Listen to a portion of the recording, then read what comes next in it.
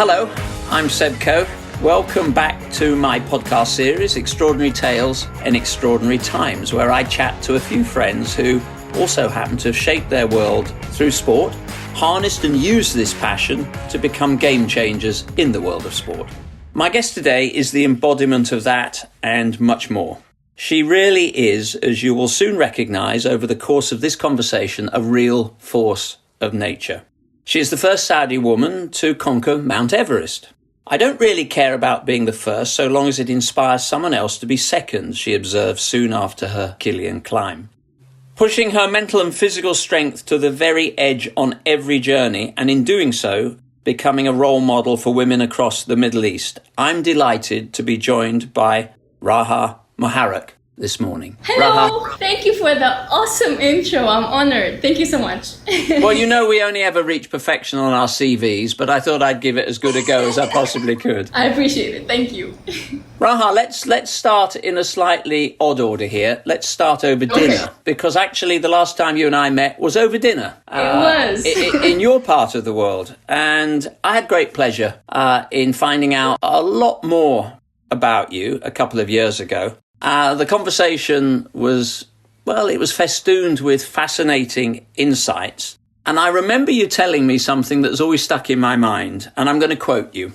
Convincing my family to let me climb was a greater challenge as the mountain itself. But actually, I also understand getting them to allow you to ride a bike wasn't a walk in the park either.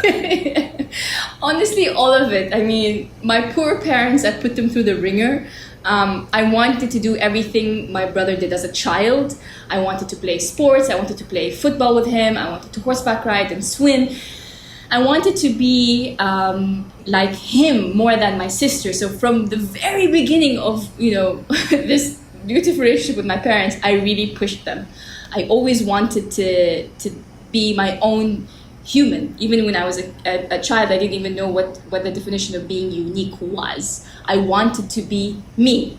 And that entailed wanting to wear pants all the time, refusing to brush my hair even though it looked like Medusa, fighting to be with the boys. And I think that translated and grew into an adult that continued to push my family till one day I decided to climb a teeny wee little mountain in the Himalayas that kind of changed everything. But that's interesting, because all that must have also flown in the face of the social acceptance of what a girl from Saudi would be and grow up to become. I don't think they imagined I would be this different. I mean, my parents always say we knew you were, but I think I really pushed it. I think I really pushed it when I decided to go off on my own and be an adventurer, because that's what I wanted to be. I wanted to be an astronaut, a fighter pilot, a veterinarian at some point, but the core drive in me has always been an adventurer.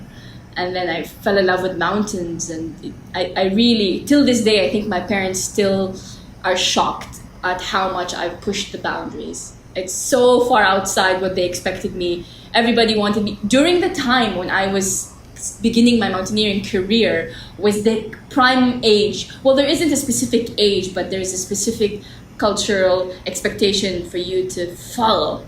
But I decided to climb during that time. Everybody wanted me to get married and settle down. Everyone kept saying marriage, and I said mountains. So you can imagine the shock my poor family had during that era in my life.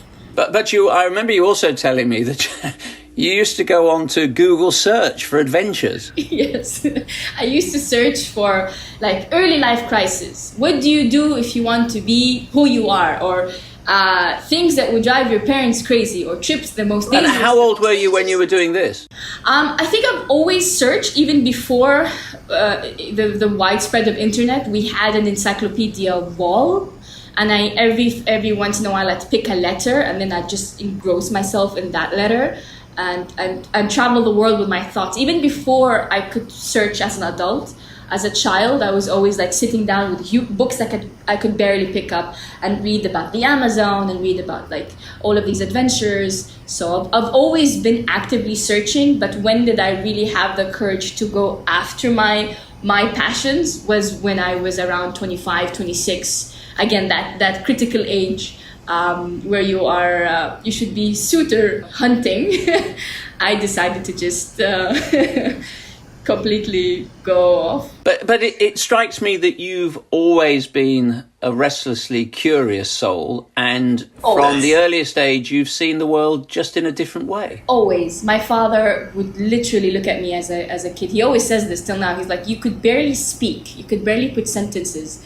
And one of the very first sentences you ever told me as a child was, Dad, you know I'm a very strange person. He's like, you could barely say sentences.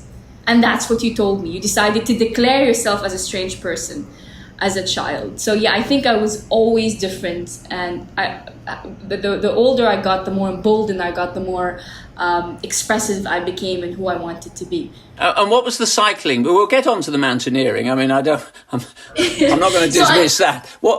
Tell me about the cycling, because that in itself was an interesting exercise. My siblings, we had a beach house. So both my brother and sister learned bicycles, but I never learned how to ride a bike. And then one day I decided at 29, after I had summited Everest, I decided to get up and go do a marathon prior to not knowing how to ride a bicycle. So literally at 29, I had summited Everest, and then at 29 decided to teach myself. And I had my best friend who was Spanish, and it was so hot when I was learning. We would go around and around in the underground parking lot in my apartment in Dubai. Like she would hold like 29-year-old like grown women, and like I'd be like holding on to Maria, and I'm like, don't let go. Did you have stabilizers? No, because I had her bike. I didn't even have mine. And then I went off and I did a 500-mile marathon. And the reason for the marathon was women's rights in sports. So I got over it and I learned how to ride the bike, and I did the marathon, which was one of the craziest things I've ever done. The first day took me 12 hours. So let me get this in order. This is quite interesting. So you actually climbed Everest before you learned to ride a bicycle? Bike without training wheels, yes, because I had the teeny one with training wheels, but pretty much. I think most people might assume it would have come in the other order, but hey. My dad says you never do anything in the right order. Never. You always want to change. Okay, so let's just take this back a notch. Okay. So you are a girl born in the desert. Yes. And then you become obsessed. I mean, literally obsessed with conquering one of the world's great physical and mental challenges, Everest. Yeah. Was this love at first sight? I mean, did you Google Everest and find out what it was? No. It was love at first sight, but the way I came about this idea of Everest was, I know this might sound corny, but the mountain called me. I had just done my first mountain, which was Kilimanjaro, and that was a whole different drama with my family to first of all climb Kilimanjaro. So I finally got the approval to do that. Fell in love with mountains, got invited to do a base camp hike, which was the first 10 Saudi women to do base camp. And it was under the patronage of Princess Rima bin Bandar, who I adore, in the name of women's breast cancer awareness in Saudi Arabia. So I was going for this as a one-time thing.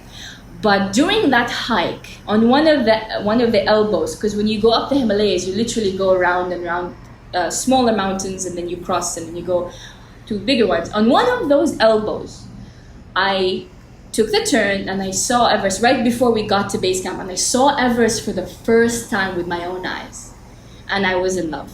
My mom always jokes, she says, Raha, inshallah, one day you look at a man, same way you look at that mountain.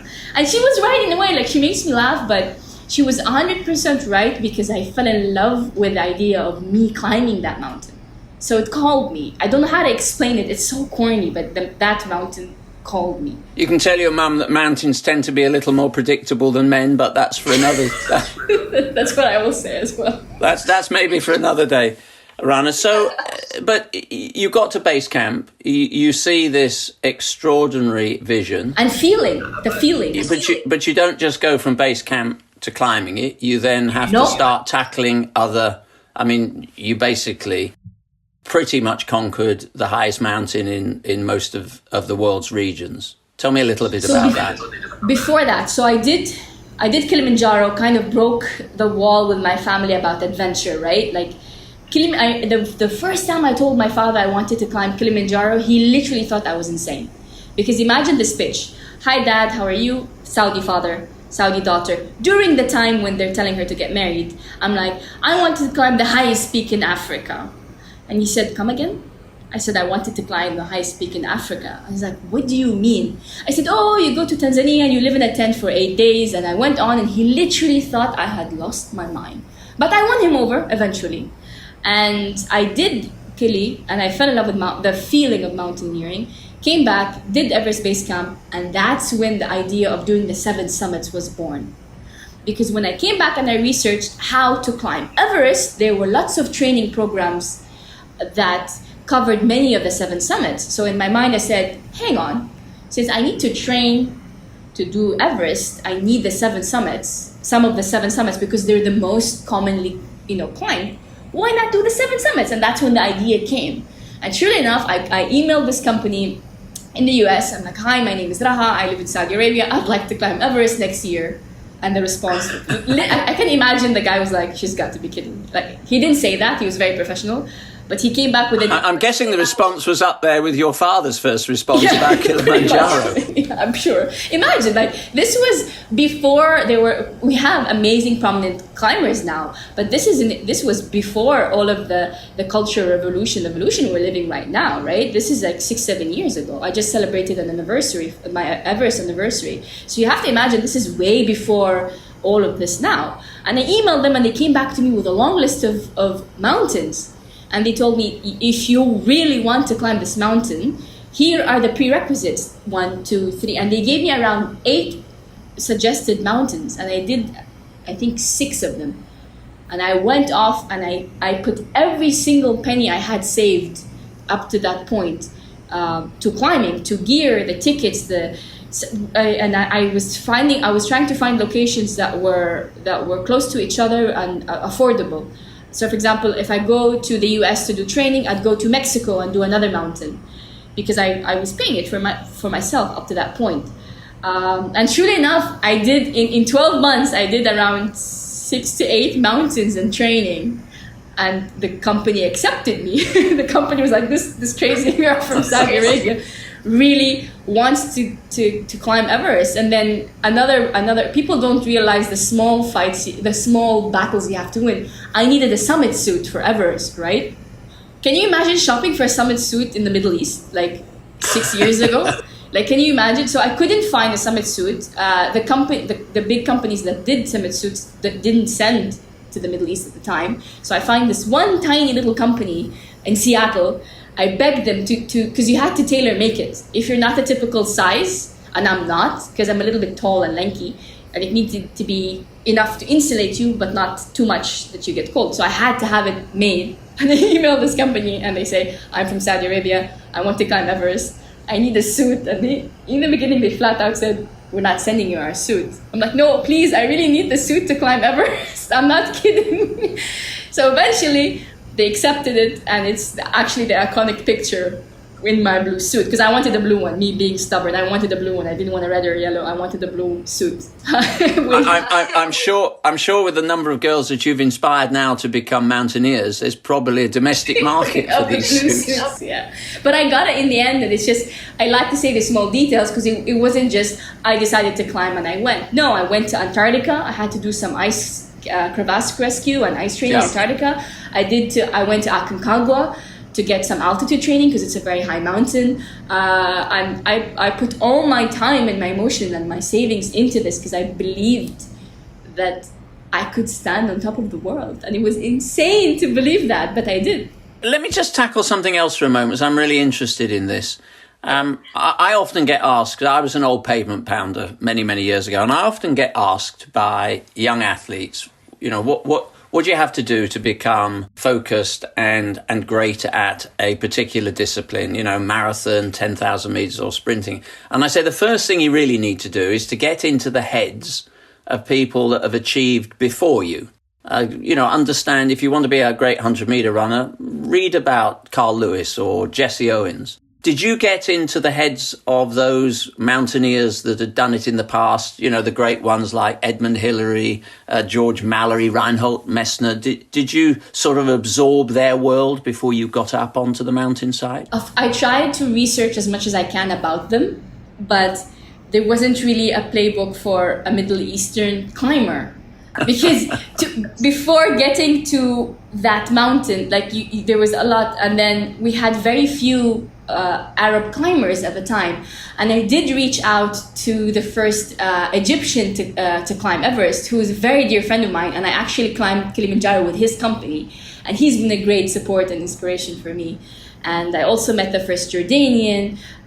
So I kind of developed this small group of idols that I could actually speak to. But my biggest problem, besides the training, was getting there. Like it was my parents at the beginning when I finally told them that I wanted to climb Everest, really didn't know what to say, because they knew if they said no, like the first mountain, I was gonna go anyway. So my parents took a moment to be like, how are we going to deal with this? And then they decided to join me in my madness. And that's something I admire about them. They took a conscious decision not to fight it. And that made us very strong and very close. And I think a lot of families, most families generally, but specifically in the Middle East, tend to fight what they don't know. They tend to fight what isn't the common lifestyle. So I think I owe a lot to my parents' acceptance in who I am, because they were really terrified, yet they accepted being my supporters.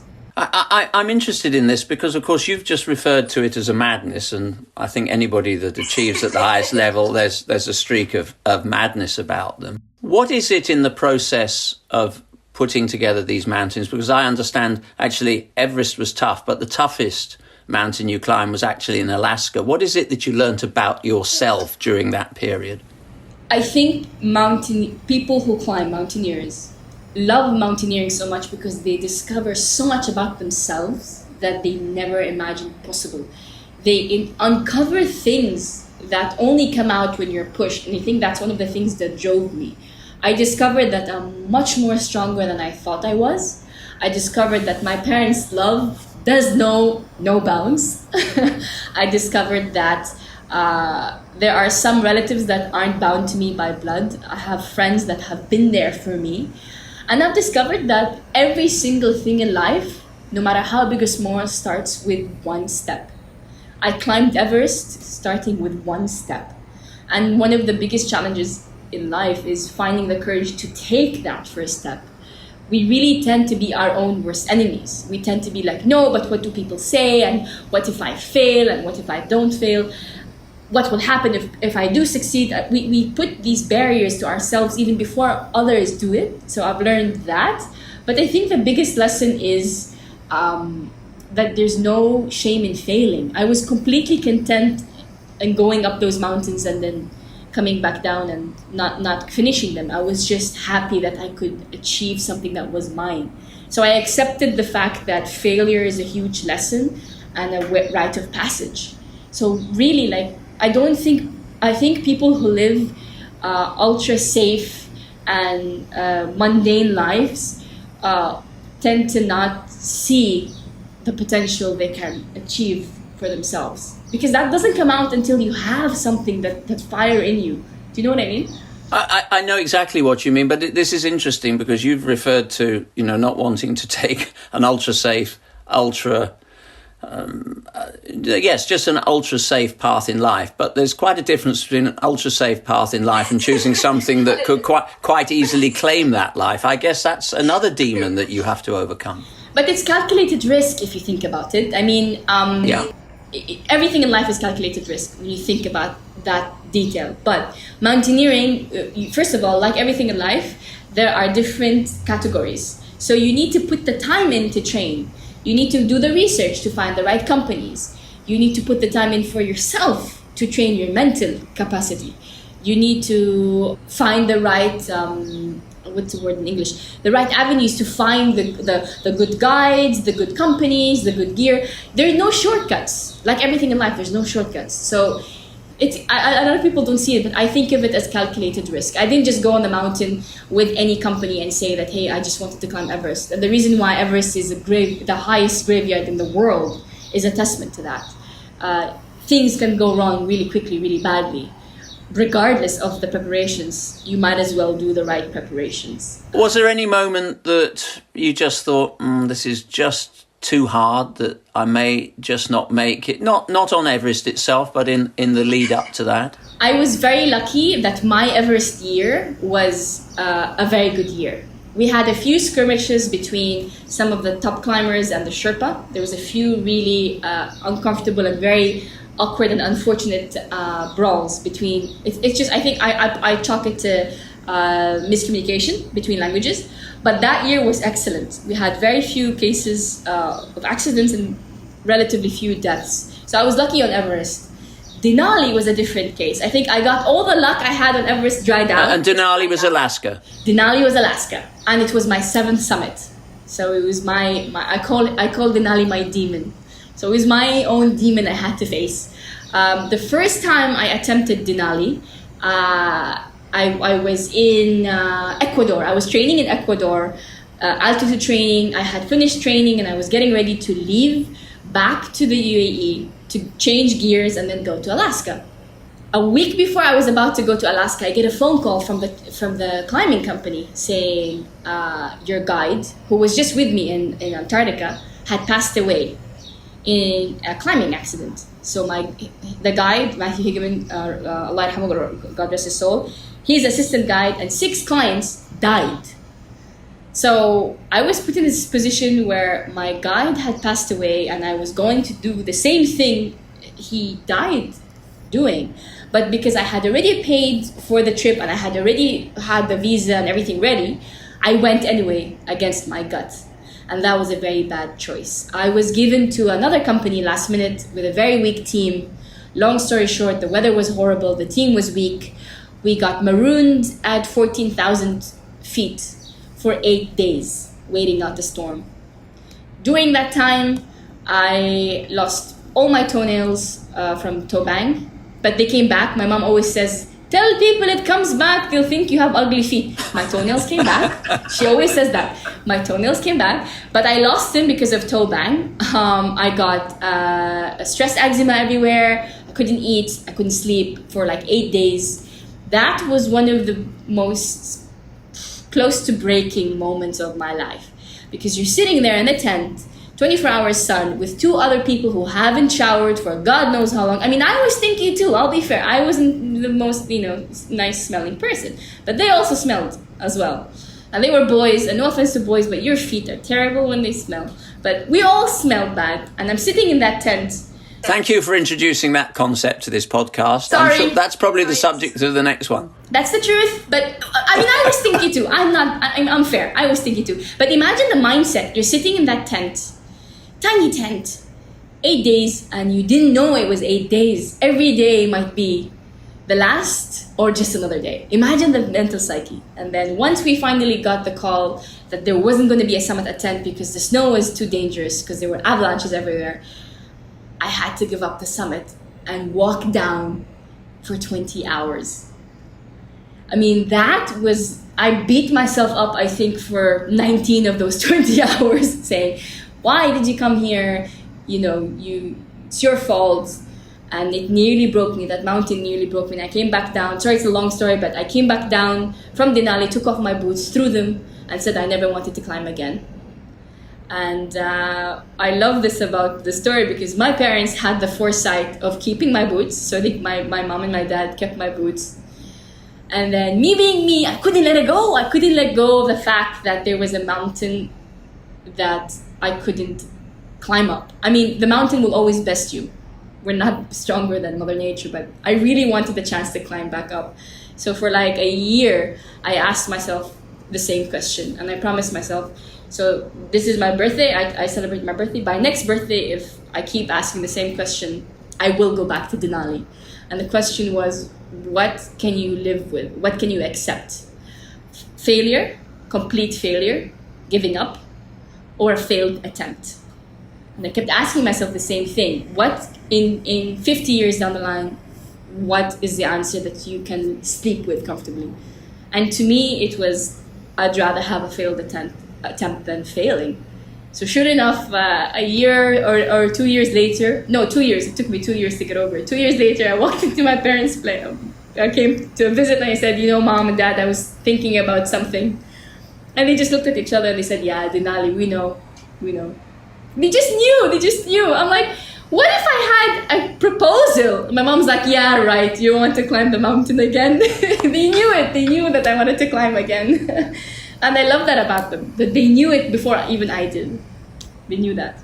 It's so uplifting to hear this, because I've always instinctively felt that it's the infrastructure behind individuals, the parents, friends, families that absolutely believe implicitly in your unique type of madness. And I don't think any of us could do that without that psychological cushion of just knowing them, they're there. And I think that doesn't just go for sport. I think it goes for creating businesses. I think it's anything that has a sustainable future is so often suffused in parental support and friendship and people that are just 100%. prepared to believe in you all the time. Yeah. Even when I didn't believe I could do it. I didn't believe I would go back.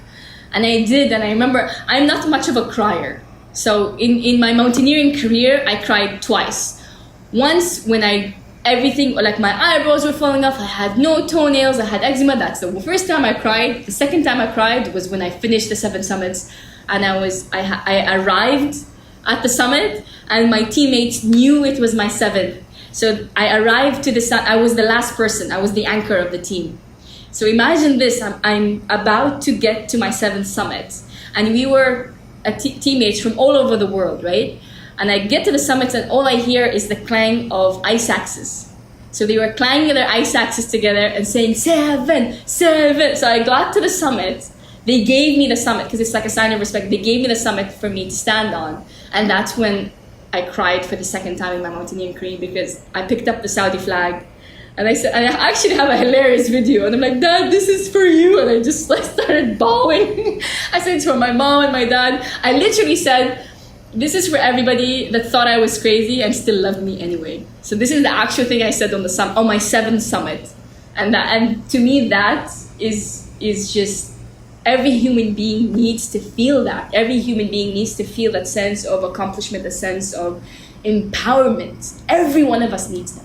Okay, so you come back having done something that, well, nobody in your country's done before, which is an unbelievable achievement. And I know you didn't set off to do it to become a role model, but whether you like it or not, you have become one. You did become one.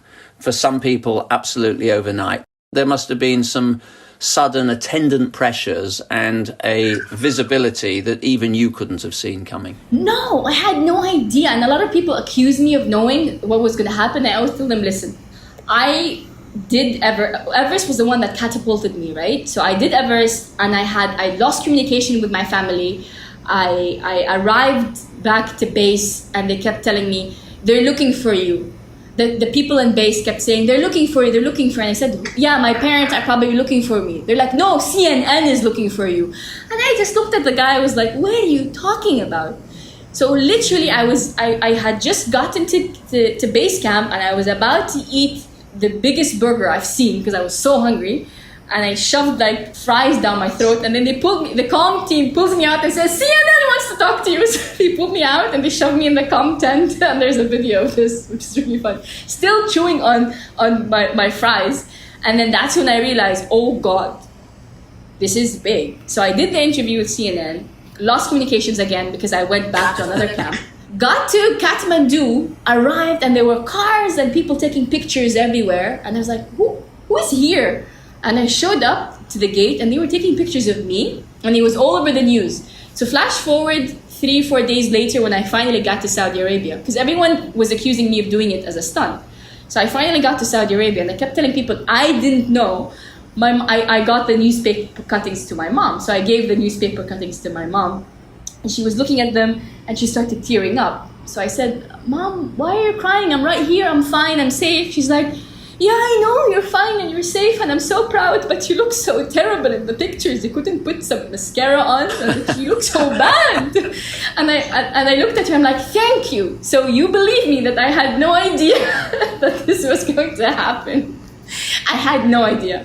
Parents have an unbelievable ability to put you firmly back on your feet. And then actually, of course, not only do you have the public interest, you then have the sponsors come knocking, companies like Tag Heuer. Yes, my beloved Tag Heuer family. So the story of Tag Heuer, before Tag Heuer even considered me, I loved the brand. And I had already loved, like, a lot of people think that my love for them is because of my contract with them. I guarantee you it isn't. The first time I saw their tagline, "Don't crack under pressure," it hit me like a ton of bricks. I'm like, don't crack under pressure. That's totally what makes people incredible, is the ability to do something despite the pressure. So before even I was in the radar of Tag Heuer, not many brands wanted to sponsor. Can you imagine, like back then when I started looking for sponsors, telling them I'm from Saudi Arabia and I'm a mountain climber, a lot of brands didn't really want to take the risk. But luckily Tag Heuer had the amazing forward vision and insight, and especially Anne-Claire, who was one of the main Tag Heuer people that championed for me, came up to me when I was at an event, because I was going to all the events that they were in. Like, that's very important, by the way, for everybody that wants to look for brand association. Go to the right events and speak to the right people. It's really critical. So I went up to her and I started speaking to her. She's like, you're on all the events. I kept going to all the events, like, hi guys, remember me? Hi guys. So finally I was in the radar and they took a huge chance on me. They said that, okay, we're going to work with small project with you, and then if things work out, we'll see where it goes. Flash forward now 2 years as an ambassador, going into the third as a friend of the brand, and next year will be the 4th year. So I've been with them for all these years, and it's because they took a chance on this wacky Saudi girl that wants to go on these crazy adventures, and I admire brands like that.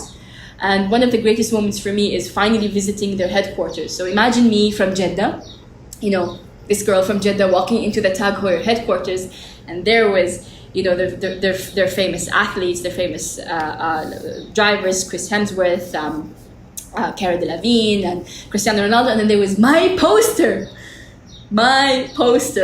hanging there in Tag Heuer, the factory in the headquarters. I was like, that's pretty awesome. We all love brave brands, and Tag Heuer were clearly, they made the right decision, but it was a brave decision. Very. And I think with brands, you need brand association. If you are not a big name and if you're not an individual who has a big name and a big budget to pay PR, the only way as an independent person to get recognized is brand association, because you piggyback on their background and their views and their name. So I really appreciate them over the years. They've been a fantastic support, and that just goes to show, like, I never imagined I'd ever be an ambassador like this, and that of course opened so many doors to me as well. And I admire every single person that supported me as well. Besides the brands, CSM has been an incredible support in getting me to the projects that I've always dreamt of, such as the Special Olympics as well. So that kind of like, it's a stepping stone. All of them. I'm just relieved that they persuaded you to join me on this podcast. So it's an honor. It's an honor. I'm one of your very grateful clients. Sadly, these conversations could go on all day, and sadly they can't. Let me just pull the knitting together, as I often say.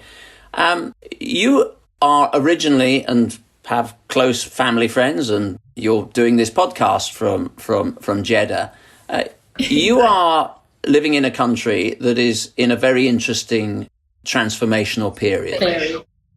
You have the Vision 2030, which is, a framework really for trying to diversify and reduce the reliance in the Royal Kingdom of oil. And it's a manifestation and manifesto, really, of public services, health, education, bringing all that together. Where does the balance for you lie? Because I also remember you saying to me, and it was a line I've often used before, don't just simply demand, don't sit there waiting for equality, demand it. Yeah. So where's the balance between the transformational working with the grain and the balance that you also need to strike about not lying down and continuing to promote the role of women in society? It's a very fine line, and this line is defined differently for different individuals. So what I can see as a line that should be crossed might not be something that others accept. So we should always be careful which lines to blur and which lines to cross, because we do live in a culture society that's very old and very well rooted in culture, right? But to me, I truly believe that sports is a human right for everybody, and I'm so happy to see the change that's been going on the last couple of years. They really, really redefined sports in general and sports for women. The fact that I've been invited to attend and to be more outspoken is a huge sign of the evolution of the mentality when it comes to this. I hosted a travel show, an adventure travel show around Saudi Arabia last year as a woman. And in that show, I was scuba diving, I was horseback riding, I was rock climbing, and I was the expert. And it was well received, and it was all across Saudi Arabia and the Middle East, and it was not a shock. So I think that to me, the line sports is a no-brainer. It must be implemented, it must be grown, because sports is one of those things that teaches you so much, and it enriches the culture in a way that goes across the board. It gives you a healthier mindset, a healthier body. It keeps kids out of trouble. It gives people longer life, healthier lives. And that, of course, if you want to look at it in the bigger picture, reduces the problems, health problems, reduces the crime, reduces mental issues. Studies say this, that sports is one of the most critical things.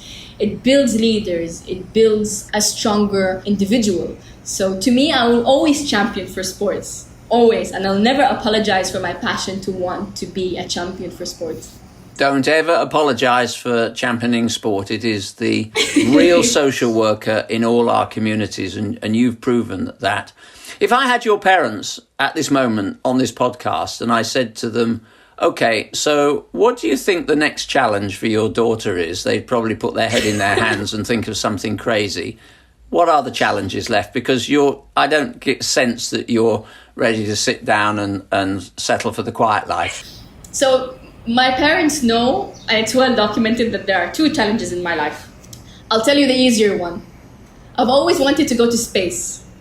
I've always wanted to go. Oh my goodness, okay. That's the easier one. I've always wanted to find a way to go to space. And I actually applied to a space program, a space selection program, and I made top 6.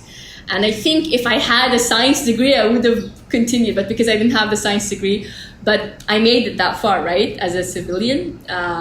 So that's the big dream.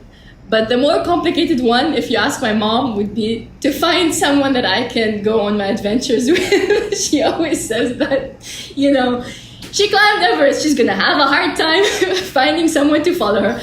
But I truly believe things happen in the right time. I have so much to do. I'm really passionate about changing the mentality about women in general, but specifically about Arab women in the region, and hopefully lead by example and just prove that your dreams can be as big and grand as that you can imagine. It doesn't matter where you're from, where you're born. I mean, I was born in Jeddah, Hayy al-Rawda, in the desert, yet I managed to stand on top of the highest mountain in each continent, the 7 continents. My dad always says, it wasn't enough she climbed Everest. No, she climbed all 7 to prove you can do whatever you want. But my dad really, this man has come a long way. But yes, like my dreams is just to have a legacy that my kids one day, my future kids one day can be proud of, to make my country proud. And hopefully one day when I'm old and gray and there'd be like a documentary mini-series about the crazy Saudi woman who did these things. I'd be happy if I can change one mentality. I'd be happy. That would make me happy. Rana, thank you for baring your soul for us all today. My pleasure. Thank you for taking the time to be with us. And I'm sure that the challenges that lie ahead are challenges that will further secure your legacy. Thank you so much for having me. Shukran. Thank you.